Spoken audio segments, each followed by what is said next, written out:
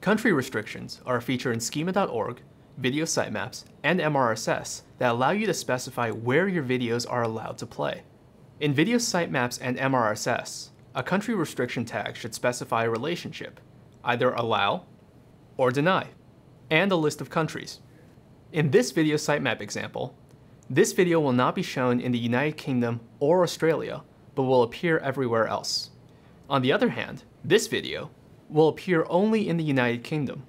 There should only be one country restriction tag per video. In schema.org, you can only specify what regions a video is allowed in. Here, the video is only allowed in Canada and Mexico.